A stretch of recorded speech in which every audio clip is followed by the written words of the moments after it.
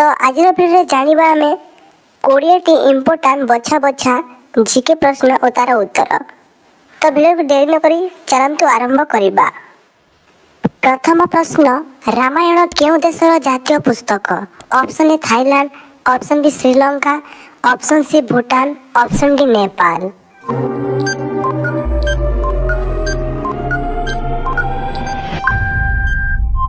तेबे फ्रेंड्स यार सठिक उत्तर ही जीवो ऑप्शन ए थाईलैंड।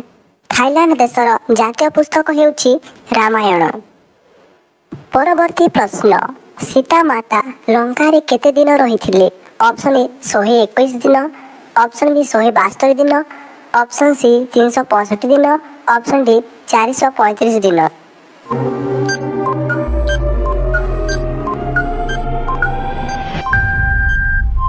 तेबे फ्रेंड्स यार सठिक उत्तर ही जीवो ऑप्शन डी 435 दिन। 435 दिन सीता माता लंका रे रहिथिले। परवर्ती प्रश्न, कंप्यूटर आविष्कार केउ देश रे होइतिला? Option A Bharat, option B Japan, option C Britain, option D America.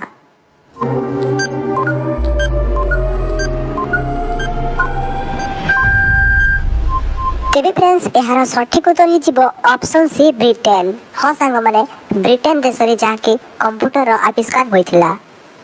देखिबा परवर्ती प्रश्न, महाकाशरु सूर्य केमिति देखा जाए? ऑप्शन ए कला, ऑप्शन बी धला, ऑप्शन सी लाल, ऑप्शन डी हलदिया।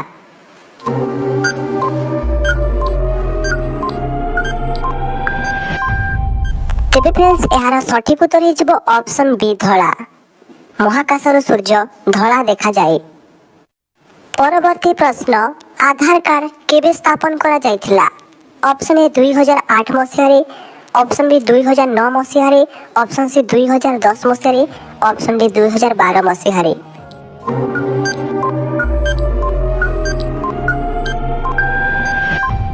तेबे फ्रेंड्स यार सठिक उत्तर ही जीवो ऑप्शन बी 2009 मसिया रे। आधार कार्ड भारत रे 2009 मसिया रे स्थापन करा जायथिला। देखिबा परवर्ती प्रश्न, सर्व शिक्षा अभियान केउ वर्ष ठारू आरंभ होइथिला?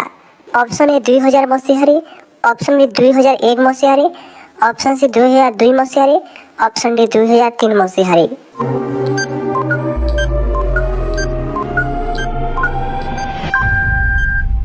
तेबे फ्रेंड्स यार सठिक उत्तर ही जीवो ऑप्शन बी 2001 मसिया रे। 2001 मसिया रे सर्व शिक्षा अभियान आरंभ होइथिला।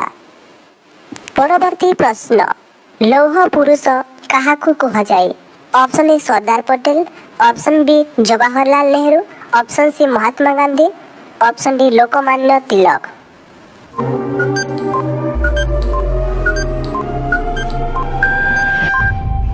तेबे फ्रेंड्स यार सठिक उत्तर ही जीवो ऑप्शन ए सरदार पटेल।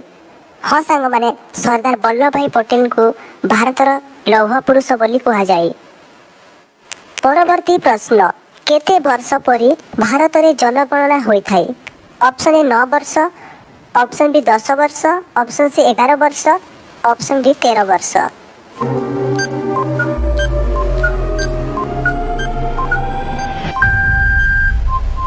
तेबे फ्रेंड्स यार सठिक उत्तर ही जीवो ऑप्शन बी 10 वर्ष। 10 वर्ष परे भारत रे जनगणना होई थाए। परवर्ती प्रश्न, गायत्री मंत्र केउ पुस्तक रु अणा जायछि? Option A Rigveda, option B Samaveda, option C Yajurveda, option D Atharvaveda.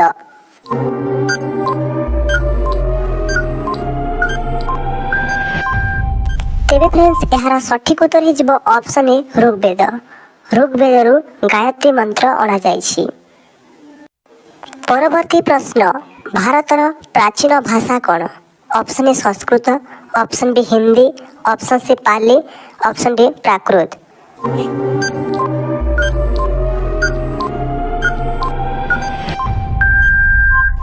तेबे फ्रेंड्स यार सठिक उत्तर ही जीवो ऑप्शन ए संस्कृत। संस्कृत भाषा हेउछि भारतर प्राचीन भाषा। तेबे देखिबा परवर्ती प्रश्न, भारतर एकमात्र राज्य जो राज्य रे इंग्राजी हेउछि राज्य भाषा? Option A Mizoram, option B Kerala, option C Manipur, option D Nagaland.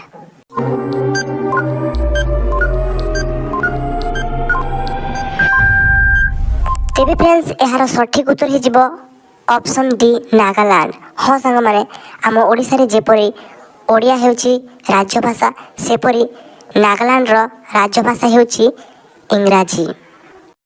ପରବର୍ତ୍ତୀ ପ୍ରଶ୍ନ, ନାଳନ୍ଦା ବିଶ୍ୱବିଦ୍ୟାଳୟର ସଂସ୍ଥାପକ କିଏ ଥିଲେ? Option A Samudragupta, option B Kumaragupta, option C Chanakya, option D Kalidasa.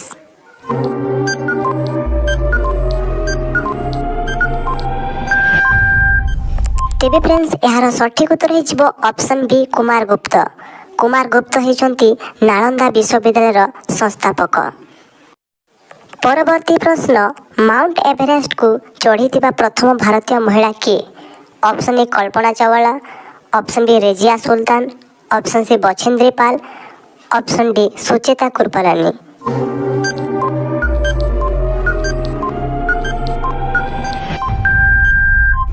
ତେବେ ଫ୍ରେଣ୍ଡସ୍ ଏହାର ସଠିକ୍ ଉତ୍ତର ହେଇଯିବ option C Bachendri Pal. Mount ଏଭରେଷ୍ଟକୁ ଚଢ଼ିଥିବା ଭାରତର ପ୍ରଥମ ମହିଳା ହେଉଛନ୍ତି ବଛେନ୍ଦ୍ରୀ ପାଲ। ପରବର୍ତ୍ତୀ ପ୍ରଶ୍ନ, ଇନକିଲାବ ଜିନ୍ଦାବାଦ ସ୍ଲୋଗାନ କିଏ ଦେଇଥିଲେ? Option A Bhagat Singh, option B Mahatma Gandhi, option C Jawaharlal Nehru, option D Subhash Chandra Bose.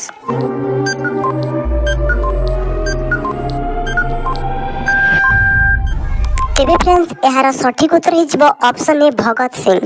Bhagat Singh ଇନକିଲାବ ଜିନ୍ଦାବାଦ ସ୍ଲୋଗାନ ଦେଇଥିଲେ। ପରବର୍ତ୍ତୀ ପ୍ରଶ୍ନ, ଭାରତର ସବୁଠାରୁ ଉଚ୍ଚତମ ମୂର୍ତ୍ତି କ'ଣ? Option A Hampi, option B Gomateshwara, option C Statue of Unity, option D Harmandir Sahib.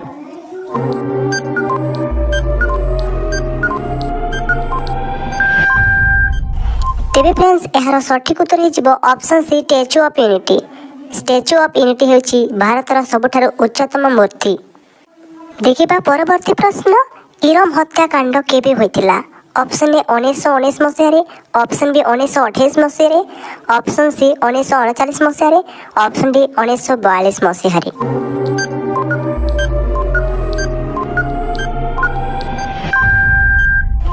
ତେବେ ଫ୍ରେଣ୍ଡସ୍ ଏହାର ସଠିକ୍ ଉତ୍ତର ହେଇଯିବ ଅପସନ୍ ଡି 1942 ମସିହାରେ।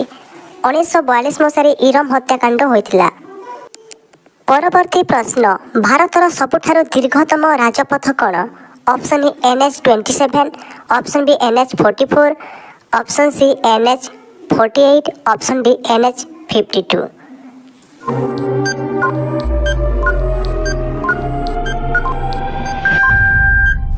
ତେବେ ଫ୍ରେଣ୍ଡସ୍ ଏହାର ସଠିକ୍ ଉତ୍ତର ହେଇଯିବ ଅପସନ୍ ବି NH-44।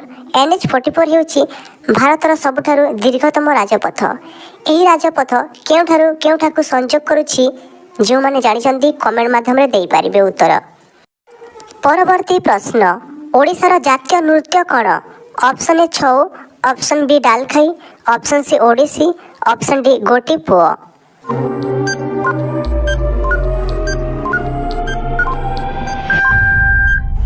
ତେବେ ଫ୍ରେଣ୍ଡସ୍ ଏହାର ସଠିକ୍ ଉତ୍ତର ହେଇଯିବ ଅପସନ୍ ସି ଓଡ଼ିଶୀ।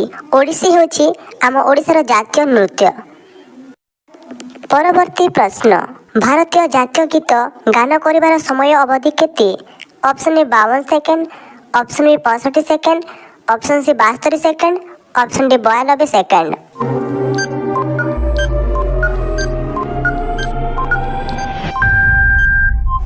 ତେବେ ଫ୍ରେଣ୍ଡସ୍ ଏହାର ସଠିକ୍ ଉତ୍ତର ହେଇଯିବ ଅପସନ୍ ବି 65 ସେକେଣ୍ଡ।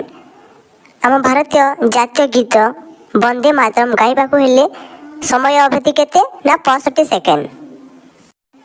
ତେବେ ଫ୍ରେଣ୍ଡସ୍ ଆଜିର ଶେଷ ପ୍ରଶ୍ନ ତୁମେମାନେ ସମସ୍ତେ କମେଣ୍ଟ ମାଧ୍ୟମରେ ଦେବ। ପ୍ରଶ୍ନଟି ହେଲା, ଭାରତର IPL ମ୍ୟାଚ୍ ପ୍ରଥମ ବର୍ଷର ବିଜେତା କେଉଁ ଦଳ? Option A Rajasthan Royals, option B Mumbai Indians, option C Kolkata King Knight Riders, option D Chennai Super king.